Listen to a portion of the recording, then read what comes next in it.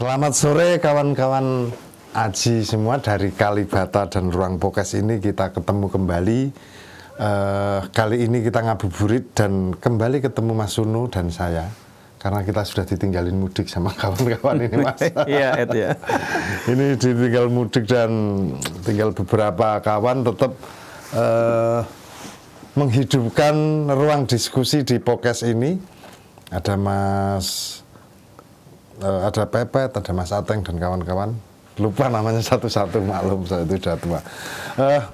Kali ini kita akan meminta cerita Mas Sunu tentang liputan titik-titik mudik yang akan dilakukan nanti sebagai informasi kepada publik, sebagai evaluasi kepada pemerintah dan antisipasi agar proses mudik dengan nyaman dan aman tanpa menimbulkan korban lagi tentunya. Gitu. Terima kasih kehadirannya Mas Sunu. Ya, Mas Edi, terima kasih juga. Saya juga akan mudik nanti Mas. Ya, ke mana Mas Edi? Saya ke Tegal sama ke Jepara gitu. Tempatnya mertua dulu. Dari Jakarta kan lebih dekat ke Tegal gitu ya. Oh gitu ya, jadi diurut dari arah barat dulu baru ke timur gitu ya. Berapa lama di Tegal, berapa lama di Lebarannya di Tegal gitu. Nanti setelah sehari mudik ke Jepara gitu. Itu ya. Dan tentu mampir di Semarang ya, karena rumah Semarang ya. Semarang ada sepotong kisah saya di Haji Semarang. Sepotong kisah apa? Kisah cinta, kisah apa? Begitu, kisah merana itu. Kisah Haji Semarang lah. Oh gitu ya. Jadi ketua dulu di sana. Oke. Gimana Mas ini persiapan untuk liputan mudik yang ya betul. Kami di Tempo kami menyiapkan sebuah tim untuk melakukan liputan mudik. Tim ini kemudian kita bagi ke sejumlah jalur penting mudik di Indonesia. Nah, kita perlu ingat bahwa di tahun ini adalah mudik yang tidak ada pembatasan, tidak ada larangan setelah kita 3 tahun kena pandemi COVID-19 itu ya. Tahun lalu sudah bisa, tapi kemudian masih banyak hal-hal yang dilarang dan kemudian belum sebebas sekarang. Di tahun 2023 ini situasinya adalah pemerintah sudah tidak lagi memberlakukan pembatasan kegiatan masyarakat untuk PPKM itu. Dan karena itulah kemudian semangat masyarakat yang sudah tertahan 3 tahun tidak mungkin sebagian tidak mudik ke kampung halaman karena faktor-faktor yang kaitannya dengan pandemi itu saat ini kemudian semangatnya muncul lagi dan kerinduan atau kekangenan kepada keluarga itu ingin ditumpahkan nanti di Lebaran kali ini. Dan pemerintah sudah memberi warning kapan hari Pak Presiden Jokowi menyatakan bahwa di tahun ini akan ada kenaikan jumlah pemudik dari 86 juta menjadi 123 atau 124 juta itu yang nantinya luar biasa banyak dan itu seluruh Indonesia. Tapi kami nanti di liputan mudik itu fokus di Jawa dan Sumatera karena sentrum dari mudik itu biasanya orang dari Jakarta pergi ke Jawa Tengah dan juga ke DIY Jawa Timur, ada juga sebagian ke Bali atau ke arah NTB ya di Bima di Pulau Lombok sana. Sebagian lagi kemudian dari Jakarta menuju ke Banten, kemudian menyeberang ke di Selat Sunda itu dari Lampung kemudian sampai ke Aceh bahkan gitu. Nah, tim kami tidak sampai Aceh tapi sampai di Medan. Dan kenapa Mas? Karena tim kami ini rumahnya di Medan. Dan kalau Aceh mungkin juga terlalu jauh juga gitu ya. Barangkali kalau suatu saat nanti ada tim kami dari Aceh yang kemudian mau untuk mudik menggunakan jalan darat ke sana, bisa jadi nanti kita akan range lagi mudik sampai di Aceh dari Tempo gitu ya. Oke. Artinya sudah ada perencanaan itu ya Mas ke jalur Sumatera, jalur Jawa. Jalur Jawanya mana aja ini? Nah ini yang jalur Jawa, jadi nanti akan ada tim yang dari Jakarta menuju ke Cikampek, kemudian lanjut ke Brebes, Tegal itu ya, Pantura sampai ke Semarang, kemudian satu tim masuk di Solo, berhenti di Solo.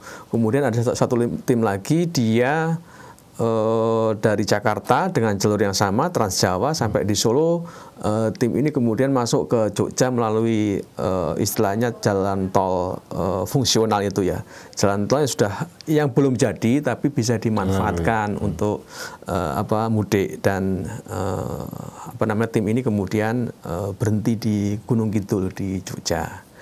Ada satu lagi yang ke arah Surabaya dan Malang. Jadi ini semua pakai tol Trans Jawa, kemudian di Surabaya, dari Surabaya kemudian geser ke Malang, dari Surabaya ke Malang juga sudah ada jalan tol.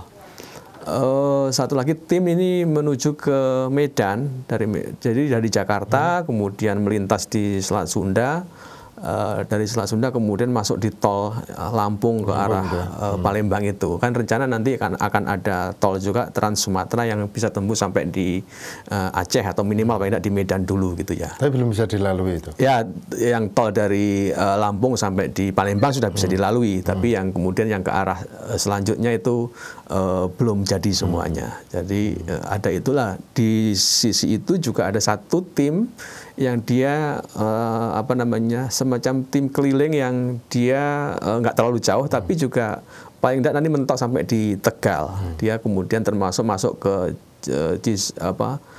Cisumdawu ya, yang tol yang baru yang dari arah Bandung ke arah Sumedang itu. Dan kemudian dia juga akan keliling mungkin sampai di arah Serang dan sekitarnya. Jadi dia melipir begitu di situ. Nah, tim ini kemudian nanti akan buat laporan khusus gitu di kanal tempo.co, dan di hari Rabu ya tanggal 19 pas puncak mudik itu, di sisi itu juga kita bikin tulisan dan naskah untuk di tempo.co, termasuk update kondisi jalan ya, betul, dan kemudian juga kita live di Instagram untuk sebagai guidance kepada sebagian pemirsa Tempo, agar kemudian ketika mudik mereka mendapatkan petunjuk atau arahan yang jelas dari liputan itu.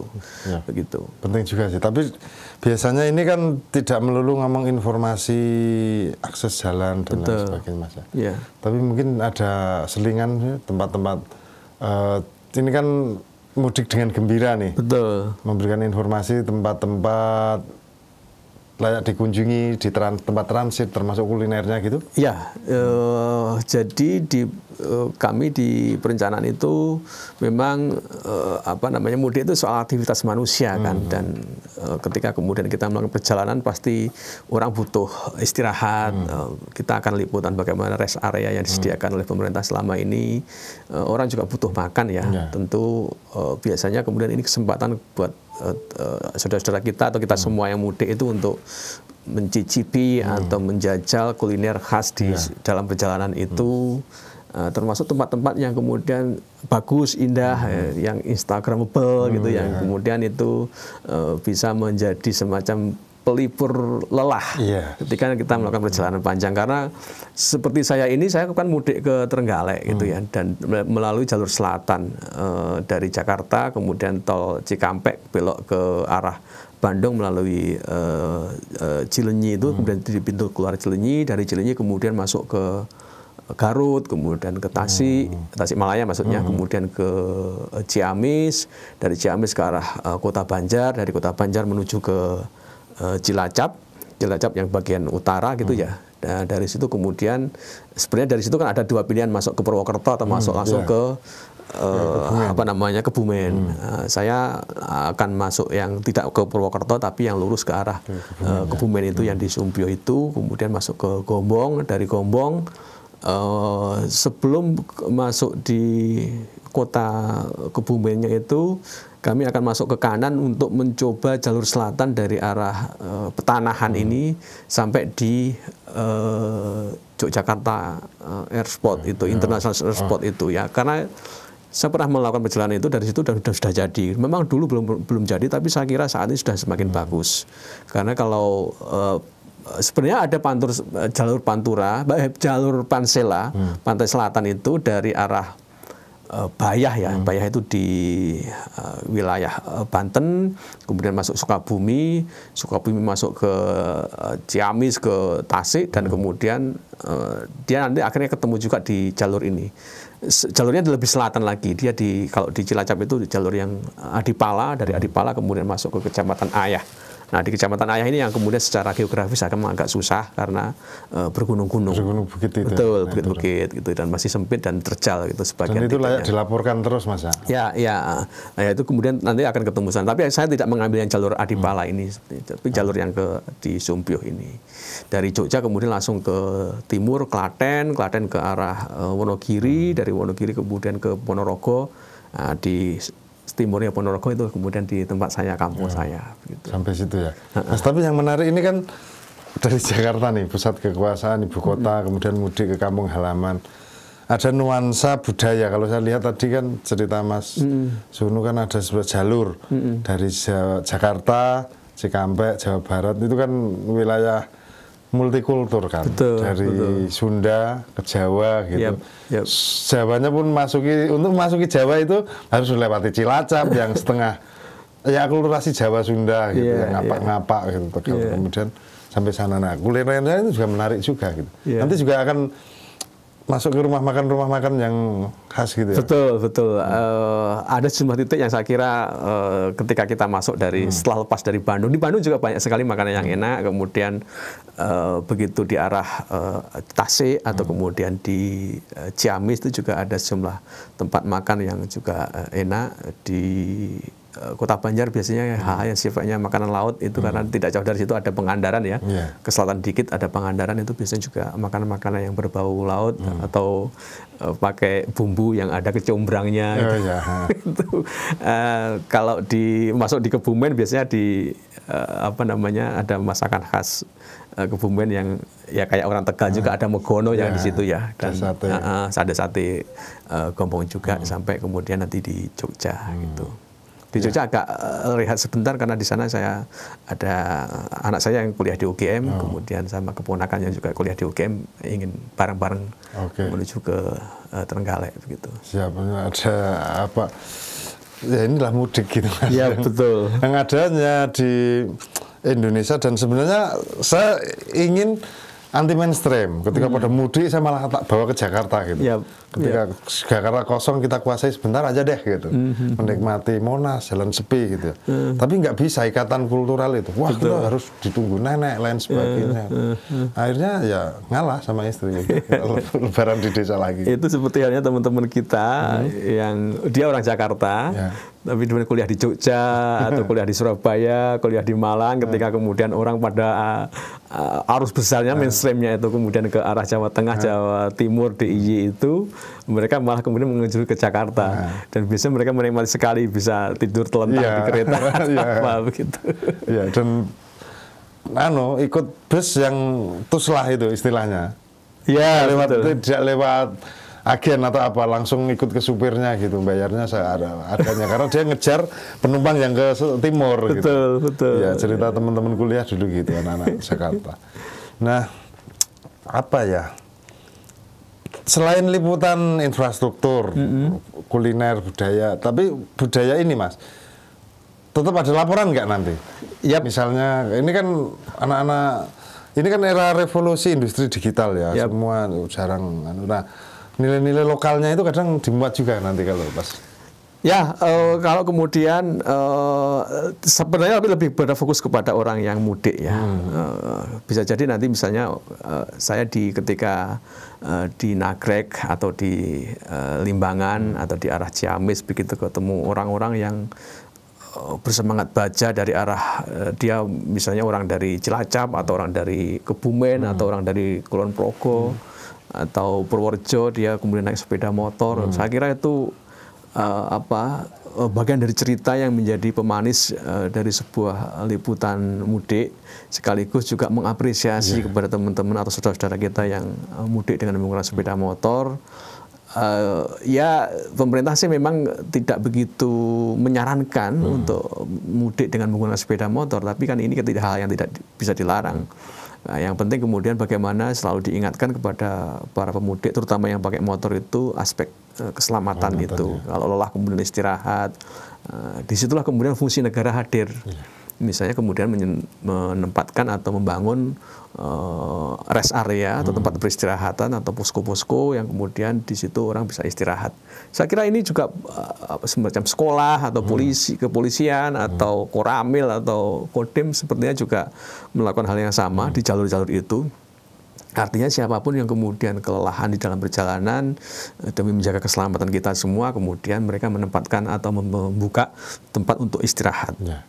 Bahkan kemudian masjid-masjid sekarang banyak sekali yang kemudian terbuka. Kalau dulu di era dulu masjid banyak yang tertutup, tapi sekarang kemudian banyak juga masjid yang juga menjalankan fungsi sosial dengan menyediakan layanan untuk sekedar istirahat, rehat atau bahkan sampai makannya begitu. Meskipun kecapean orang sholat, mungkin tidak ada masjid itu. Itulah Islam Indonesia. Ya betul. Diketuk hatinya dengan mampir di masjid dikasih makan. Kalau misalnya sebelumnya belum sholat, kemudian akhirnya kan menarik. Nah kan cerita mudik itu memang tidak ada habisnya dan seru. Selalu seru ya. Ada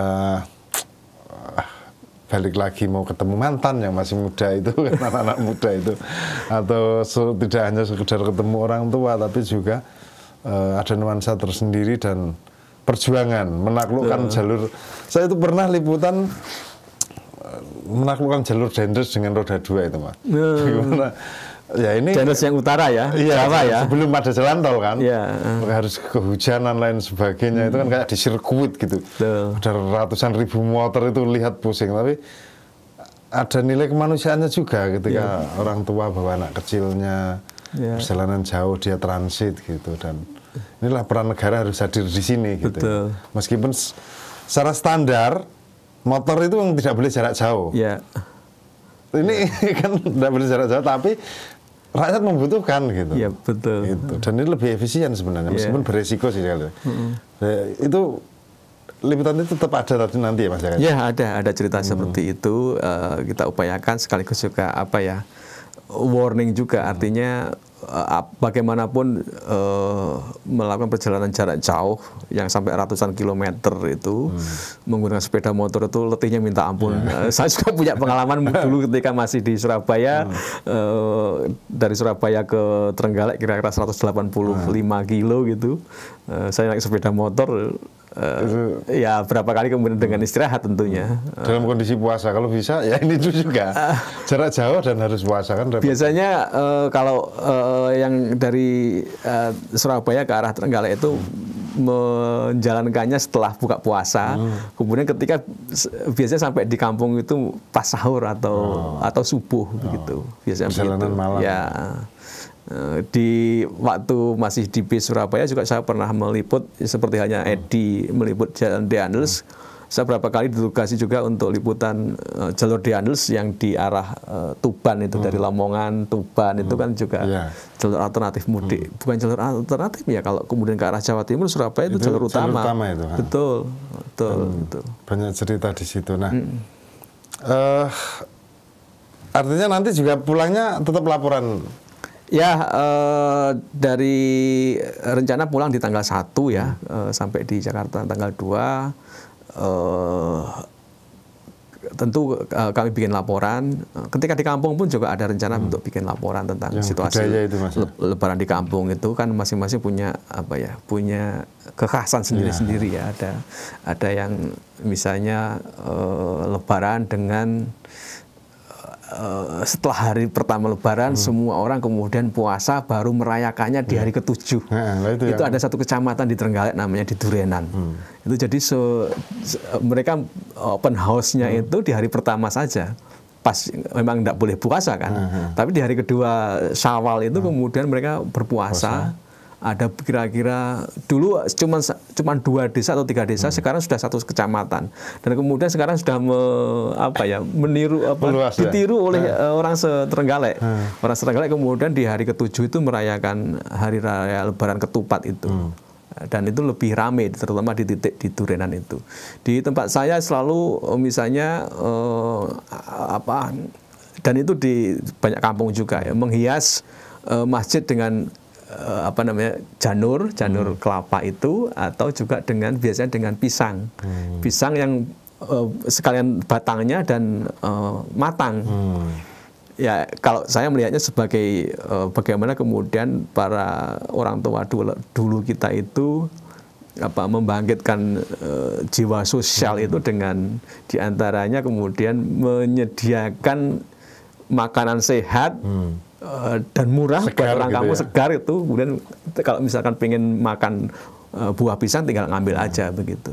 Itulah agama di Indonesia itu ya Mas. Menariknya kan seperti itu. Betul, aspek kulturalnya itu lebih terasa gitu ya. Sama itu kalau di Kudus itu Lebaran Haji tidak ada orang motong sapi sampai sekarang. Iya betul. Karena ada ya itu akulturasi dan menghargai dari keyakinan umat Hindu. Gitu. Betul, dan yang saya juga appreciate terhadap saudara-saudara kita yang di Kudus itu, bahkan ketika mereka misalnya kerja di Jakarta lah, menjadi apapun lah, menjadi karyawan atau menjadi pembantu rumah tangga atau menjadi jaga toko, saya melihat sebagian besar dari mereka masih respect terhadap itu. Jadi mereka nggak mau makan sapi, tapi makannya kerbau ya. Meskipun sudah umat Islam loh mereka.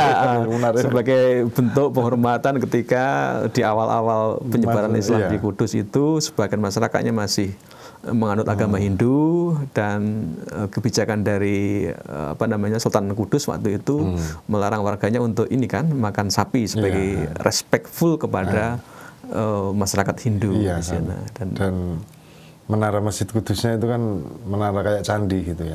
Betul. Dan nilai lokal itulah yang masih terjadi, yang makanya mudik itu kenapa di era digital ini tidak tergeser gitu. Ternyata ya mungkin nilai-nilai lokal itu, selain ketemu orang tua, ketemu orang Indonesia itu kan sangat menghargai silsilah ya. Gitu, Mas. Ya sangat khas Indonesia atau Nusantara lah, Melayu gitu ya. Di Malaysia juga ada semacam ini, di kelompok-kelompok, misalnya ya di Patani juga ada, di Brunei juga ada gitu ya. Dan Indonesia tentunya karena penduduknya lebih besar, jumlahnya lebih besar. Sementara sepengetahuan saya ketika kemudian Lebaran ini katakanlah di Saudi, Arab Saudi maksudnya, yaitu di Oman atau di Qatar, tidak semeriah atau sedinamis di Indonesia gitu ya. Dan ya tidak ada selesainya ketika ngomong Lebaran di Indonesia dan mudik itu, yang harapannya sih memang media ini Mas ya nanti mengontrol jangan sampai terulang lagi kejadian. Betul, ya karena kita punya pengalaman yang kurang baik atau tidak enak ketika 2018 ya Brexit itu ya. Ketika Trans Jawa belum semuanya jadi sampai di arah, sekarang sampai di Probolinggo kan, menuju ke arah Panarukan yang situ Bondo situ. Sebagian juga ke arah nanti ke Jember. Nah, Brexit kan itu cerita tentang kengerian bagaimana orang mudik.